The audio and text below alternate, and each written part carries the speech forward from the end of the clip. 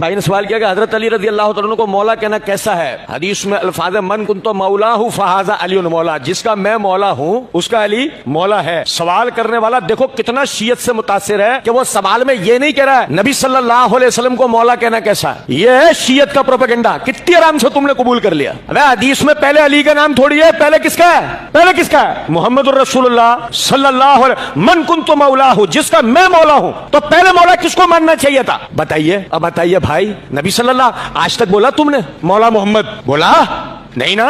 کیوں؟ تم اب تک شیعت کا پروپیگنڈا تمہارے پاس آیا نہیں تھا، مولا علی کے لیے آ گیا، تم نے فوراً قبول کر لیا۔ اور سنو صحیح بخاری کے اندر حدیث ہے، زید بن حارثہ رضی اللہ تعالیٰ عنہ کو مخاطب کر کے نبی صلی اللہ علیہ وسلم نے فرمایا، اور کس کے مقابلے میں کہا، کس کے ساتھ کہا؟ مشہور حدیث ہے، آدھی پڑھتے ہو آدھی چھوڑ دیتے ہو۔ تمہیں سنانے والا بھی آدھی سناتا ہے آدھی چھوڑ دیتا ہے، کون سا؟ ہمارا والا نہیں۔ مولائی دو نمبر ہوتے ہیں، اصلی والے نہیں ہوتے، مولائی ہمیشہ دو نمبر ہوگا۔ علی رضی اللہ تعالیٰ عنہ کو مخاطب کر کے کہا، اے علی تیری میرے ساتھ مثال بالکل اس طرح ہے کہ جیسی ہارون کی موسیٰ کے ساتھ تھی، مگر میرے بعد کوئی نبی نہیں ہوگا۔ اور اے زید بن حارثہ انت اخونا و مولانا، تو دین میں ہمارا بھائی ہے اور ہمارا مولا ہے۔ اب میں جان بوجھ کے ترجمہ نہیں کر رہا ہوں، سنیں ذرا بات کو۔ انت اخونا و مولانا، علی کے ساتھ، علی کو نہیں کہا ہے، کس کو کہا ہے؟ خود کو نہیں کہا ہے، کس کو کہا ہے؟